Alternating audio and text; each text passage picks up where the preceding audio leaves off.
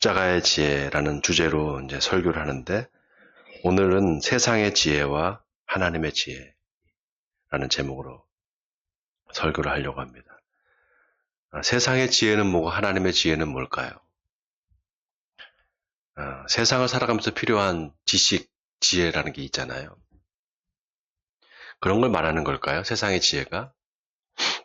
그런 게 필요하죠. 요즘 문과를 나와서는 취직도 안 된다 그래요. 뭔가 취직하려면은 전문 지식이 필요하고, 예를 들면 뭐 컴퓨터라든지 기계라든지 이런 전문 지식을 알고 있어야 된다고 합니다. 자, 그런 지혜, 그런 지식이 필요하죠. 그러면은 오늘 성경이 말하는 세상의 지혜라는 게 그런 걸 말하는 걸까? 오늘 본문에서 사도 바울이 말하는 세상의 지혜는 그런 게 아닙니다. 바울이 말하는 세상의 지혜란 하나님을 대적하는 지식이나 학문, 철학 같은 거를 말합니다. 그런 세상의 지혜로 보면은 하나님이 세상을 창조했다든지, 뭐 하나님의 아들을 보내서 세상을 구원하신다든지, 이런 이야기가 다 미련하게 들린다는 거예요. 특히 과학의 세례를 받은 사람들, 요즘 사람들한테 이런 말들이 정말 말도 안 되는 이야기로 들리지 않겠습니까? 더욱이 예수의 죽음과 부활은 도저히 믿을 수 없는 이야기입니다. 어떻게 죽은 사람들이 다시 살아나겠습니까? 이게 말도 안 되는 얘기로 들린단 말이죠. 그런데 오늘 사도 바울이 말하는 그런 세상의 지식, 세상의 지혜라는 게 그런 과학의 세례를 받은 사람들의 이야기가 아닙니다. 자, 오늘 본문을 보세요. 오늘 본문 18절에 십자가의 도가 멸망하는 자들에게는 미련한 것이요 구원을 받는 우리에게는 하나님의 능력이라 이렇게 말합니다. 자, 여기 십자가의 도, 영어로 하면은 The Message of the Cross입니다. 십자가의 메시지죠. 십자가의 교훈. 그 십자가의 메시지가 멸망하는 자들에게는 미련한 거다. 그러나 구원받을 우리에게는 하나님의 능력이라는 겁니다. 자, 그러면서 뭐라고 하는가 보세요. 기록된 바, 내가 지혜 있는 자들의 지혜를 멸하고 총명한 자들의 총명을 폐하리라 이렇게 말합니다. 자, 기록된 바, 어디에 기록되어 있을까요? 자, 성경을 한번 찾겠습니다. 이사야서 29장입니다. 성경 이사야서 29장 9절에서 12절까지 이렇게 기록된 바 이런 말이 나왔을 때 우리가 꼭 성경을 찾아야 됩니다. 네, 이사야서 29장 9절에서 12절까지 우리 같이 한번 한 목소리로 읽겠습니다. 시작. 너희는 놀라고 놀라라. 너희는 맹인이 되고 맹인이 되라. 그들의 취함이 포도주로 말미암음이 아니며 그들의 비틀거림이 독주로 말미암음이 아니니라. 대저 여호와께서 깊이 잠들게 하는 영을 너희에게 주옵사 너희의 눈을 감기셨음이니 그가 선지자들과 너희의 지도자인 선견자들을 덮으셨음이라. 그러므로 모든 계시가 너희에게는 봉한 책의 말처럼 되었으니 그것을 글 아는 자에게 주며 이르기를 그대에게 청하노니 이를 읽으라 하면 그가 대답하기를 그것이 봉해졌으니 나는 못 읽겠노라 할 것이요 또 그 책을 글 모르는 자에게 주며 이르기를 그에게 청하노니 이를 읽으라 하면 그가 대답하기를 나는 글을 모른다 할 것이니라. 자, 여러분 여기 9절에 너희는 놀라고 놀라라. 너희는 맹인이 되고 맹인이 되라. 그들의 취함이 포도주로 말미암이 아니요 그들의 비틀거림이 독주로 말미암이 아니니라 이렇게 말합니다. 너희는 놀라라. 이 말은 너희가 깜짝 놀라게 될 거라는 겁니다. 너희는 맹인이 되고 맹인이 되라. 이 말은 너희가 맹인처럼 더듬거리게 될 거라는 겁니다. 자, 너희는 놀라라. 예를 들면 아니 내가 구원을 받지 못한다고? 세상에 이런 일이 있을 수 있나? 나는 구원받을 거라고 철떡같이 믿고 있었는데 어떻게 내가 구원을 못 받는다는 말이지? 이런 뉘앙스입니다. 이건 말도 안 돼. 깜짝 놀란다는 겁니다. 또 취해서 비틀거리는 게 포도주나 독주 때문이 아니라는 겁니다. 왜 비틀거리느냐? 영적인 무지 때문에 비틀거릴 거라는 거예요. 또 여기 11절에 하나님의 계시가 봉안책의 말처럼 될 거다. 이 말은 하나님의 계시의 말씀을 하나님께서 주시는데 사람들이 그게 무슨 뜻인지를 도무지 모를 거라는 겁니다. 왜 모르느냐? 계시의 말씀을 해석해야 될 선지자, 선견자들이 다 영적인 장님이 돼서 계시를 풀지 못한다는 겁니다. 지금으로 말하면 목사들이 성경을 제대로 해석해 주지 못한다는 거예요.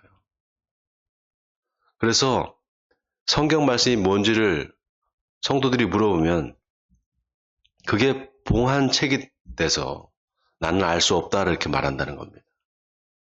또 글을 아는 사람한테 갔다가 물어보면 나는 글을 알지 못한다 이렇게 변명을 할 거라는 거예요. 왜 이런 일이 그러면 발생하느냐? 결론부터 말하면 세상의 지혜로 하나님을 안다고 생각하기 때문이라는 거예요. 아, 나 하나님 알아. 나 예수님 알아. 그 십자가에 달려 죽은 그 예수, 3일 만에 부활한 그 예수, 나 그 예수 잘 알지. 이렇게 안다고 생각하는 거. 여러분, 이게 세상의 지혜일 수가 있습니다. 자, 그런 의미에서 오늘 본문에 십자가의 도가 멸망하는 자들에게는 미련한 거다라고 말할 때 그 멸망하는 자들이 누군가? 하나님을 믿지 않는 이방인들이 아닙니다. 왜냐? 바울이 지금 이사야의 예언을 인용을 하잖아요. 이사야의 예언을 인용하면서 십자가의 도가 멸망하는 자들에게는 미련한 거다. 이 말을 하고 있단 말이죠. 여러분, 이사야 선지자는 이스라엘 백성들한테 이 말을 한 겁니다. 하나님을 안 믿는 이방인들이 아닙니다. 하나님을 믿는 사람들이에요. 사도 바울도 마찬가지입니다. 바울이 지금 이 말을 교회 밖에 있는 이방인들한테 하는 게 아니에요. 고린도 교회 안에 있는 사람들한테 하는 겁니다. 그러면서 지혜 있는 자가 어디 있느냐? 선비가 어디 있느냐? 이 세대의 변론가가 어디 있느냐?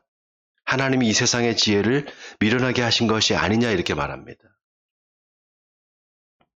자, 하나님이 이 세상의 지혜를 미련하게 하신 것이 아니냐? 반어법이죠. 미련하게 하셨다라는 거예요. 그럼 왜 하나님이 세상의 지혜를 미련하게 하셨을까요? 세상의 지혜를 미련하게 하신 이유가 뭘까요? 다시 이사야서 29장으로 돌아가서 29장 10절에 보면 하나님이 깊이 잠들게 하는 영을 부어서 선지자들과 선견자들의 눈을 감게 했다라는 겁니다. 그래서 모든 계시가 다 봉한 책과 같이 될 거라는 거예요. 자, 그리고 뭐라고 말하시는가? 주께서 이르시기를 이 백성이 입으로는 나를 가까이하며 입술로는 나를 공경하나 그들의 마음은 내게서 멀리 떠났나니 그들이 나를 경외함은 사람의 계명으로 가르침을 받았을 뿐이니라. 자, 이 말이 무슨 말일까요? 사람의 계명으로 가르침을 받았다. 그래서 입술로는 나를 공경하는데 마음은 떠나 있다는 겁니다.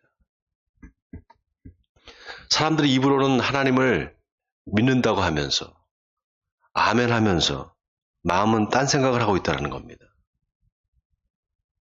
그래서 여기 사람의 계명으로 가르침을 받았다. 이 말이 아주 의미심장합니다. 사람들이 하나님의 말씀을 듣는데 실은 그게 다 사람의 교훈일 뿐이지 하나님의 계시의 말씀이 아니라는 겁니다. 자, 이 말을 다른 말로 하면 너희가 다 하나님의 지혜가 아닌 세상의 지혜로 나를 알려고 한다 이 말입니다. 그러니까 도무지 알 수가 없다라는 거예요. 자, 그 증거가 뭐냐? 유대인들은 표적으로 자꾸 하나님을 알려고 한다는 겁니다. 표적을 구한다는 거예요. 헬라인들은 지혜를 찾는다는 겁니다. 여러분, 여기서 표적이라는 게 나쁜 의미가 아닙니다. 표적이라는 말 자체가 원래 나쁜 뜻이 아니에요. 믿으면 하나님께서 표적을 주세요. 믿음의 증표로 표적을 주십니다. 여러분, 아멘입니까? 그런데 말씀을 믿지는 않으면서 자꾸 표적만 구하는 거예요. 주객이 전도되는 겁니다. 그러니까 믿음이 생길 수가 없는 거예요. 자, 반면에 헬라인들은 또 지혜를 찾습니다. 여기서 지혜는 헬라어로 소피아입니다. 여러분, 철학이라는 말을 헬라 말로 필로소피라고 하잖아요. 필레아와 소피아가 합쳐진 말이에요. 필레아는 사랑한다 이런 뜻입니다. 소피아는 지혜잖아요. 지혜를 사랑하는 거, 그게 철학이잖아요. 그래서 여기서 지혜는 헬라 철학에 말하는 지혜입니다. 그 지혜를 가지고 하나님을 다 안다고 말한다는 거예요. 자, 그렇게 유대인들은 표적을 구하고 헬라인은 지혜를 찾는데 우리는 십자가에 못 박힌 그리스도를 전한다는 겁니다. 자, 그래서 유대인들에게는 꺼리끼는 것이 되고 헬라인들에게는 미련한 것으로 보이는 이 십자가의 도, 바로 십자가의 메시지가 하나님의 지혜라는 거예요. 자, 다 같이 오늘 본문 24절과 25절을 같이 한번 읽어보겠습니다. 오늘 본문 24절, 25절입니다. 자, 시작. 오직 부르심을 받은 자들에게는 유대인이나 헬라인이나 그리스도는 하나님의 능력이요 하나님의 지혜니라. 하나님의 어리석음이 사람보다 지혜롭고 하나님의 약하심이 사람보다 강하니라.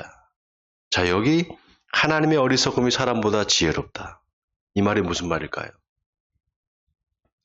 멸망을 받은 사람들의 눈에 하나님이 그렇게 어리석게 보인다는 겁니다. 하나님의 하신 일이 왜 이렇게 어리석지? 이렇게 생각하게 된다는 거예요. 아니, 왜 하나님이 죽어? 그 전능하신 분이 왜 십자가에 죽어야 돼? 그냥 힘으로 해결하면 되지. 왜 죽어? 십자가에서 힘없이 죽는다는 게 말이 돼? 그 전능하신 분이?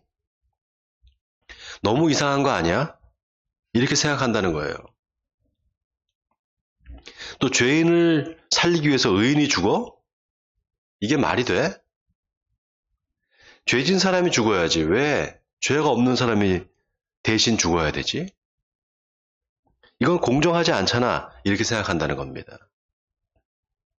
그리고 또 왜 하나님이 구원을 그렇게 약한 방식으로 하시지? 왜 꼭 십자가에서 힘없이 죽는 방식으로 구원을 하나? 도무지 이해할 수 없다는 겁니다. 여러분 어때요? 세상의 지혜로 보면 너무 어리석은 거 아닌가요? 그런데 오늘 사도 바울은 그걸 다 뒤집어 버립니다. 그걸 다 전복시켜 버립니다. 너희가 그렇게 어리석다고 말하는 그게 바로 하나님의 지혜라는 겁니다. 여기서 우리가 생각해야 될 게 있어요. 우리가 보기에 어리석고 우리가 보기에 비합리적이고 왜 저렇게 미련한 짓을 하나? 라고 생각하는 게 하나님의 지혜일 수 있다는 거예요. 십자가의 사건이 바로 그겁니다. 그걸 보여주는 거예요. 자, 그러면 여기서 질문이 생기죠. 왜 그러면 하나님은 꼭 그런 방식으로 구원을 하시려고 할까? 라는 겁니다. 왜 꼭 그런 약한 방식으로? 왜 그런 방식으로 구원을 이루려고 하시나? 그 이유가 뭘까? 여러분, 그 이유가 뭘까요? 그 이유는요, 구원의 주도권이 오직 하나님께만 있다는 걸 보여주기 위한 겁니다. 그래서 십자가는 인간의 의의를 다 무너뜨립니다. 사람의 힘으로 내가 구원받을 수 있다. 열심히 내가 살면 구원받을 수 있다. 열심히 예수를 믿으면, 열심히 교회를 다니면 내가 구원을 받을 수 있다. 이런 인간의 의의를 다 무너뜨리는 거예요. 내가 이렇게 의롭게 사는데 하나님 나를 구원해 주시겠지? 그거 아니라는 겁니다. 여러분, 오직 구원은 하나님께만 달려 있습니다. 아멘입니까? 이걸 인정하는 사람이 하나님의 지혜를 아는 사람이에요. 이걸 모르면 아직도 세상의 지혜로 하나님을 알려고 하는 사람입니다. 그런 사람은 자꾸 눈이 어두워집니다. 자꾸 자기 의에 빠집니다. 하나님과 자꾸 멀어지게 됩니다. 구원에 있어서 절대적인 하나님의 주권을 인정하는 사람, 그 사람이 바로 지혜로운 사람입니다. 바라기는 이 하나님의 지혜가 여러분에게 임하기를 바랍니다. 그래서 주님의 낮아지심과 겸손을 배워서 오늘도 주님 안에서 승리하시는 에베네셀 성도님들이 되시기를 주님의 이름으로 간절히 축원드립니다. 기도하겠습니다. 하나님 아버지, 감사합니다. 주님께서 행하신 그 놀라운 일, 바로 예수 그리스도 당신의 아들을 보내주셔서 우리의 죄를 대신 지고 십자가에 죽게 하신 일, 그리고 다시 3일 만에 부활하게 하신 그 일이야말로 참으로 하나님의 지혜임을 고백합니다. 우리 인간의 눈으로 보기에 하나님이 왜 이렇게 어리석은 일을 하시나? 왜 하나님이 죽어야만 하나? 왜 그렇게 약한 모습으로만 구원해야 하나? 이렇게 의문을 갖지만 바로 그것이 하나님의 지혜임을 오늘 깨닫게 하시니 감사드립니다. 아버지 하나님, 우리가 이 세상을 살아가면서 이 하나님의 지혜를 배워서 이 주님의 겸손을 배워서 이 낮아짐을 배워서 하나님의 지혜를 가지고 세상을 이기며 승리하는 우리들이 되게 하여 주옵소서. 세상 사람들이 보기에 어리석고 비합리적으로 보이는 일들이 그것이 바로 하나님의 지혜임을 깨닫고 그 일을 행함으로 말미암아 하나님께 의롭다 칭찬을 듣는 우리들이 되게 해주옵소서. 하나님께서 우리를 선택하시고 부르신 그 이유가 바로 이것임을 깨닫게 해주시옵시고 우리가 이 땅을 살아가면서 하나님의 자녀로 하나님의 백성으로 부족함이 없이 주님을 기쁘시게 하는 오늘 하루가 되게 하여 주옵소서. 이 모든 말씀을 주 예수 그리스도 이름으로 기도하옵나이다. 아멘.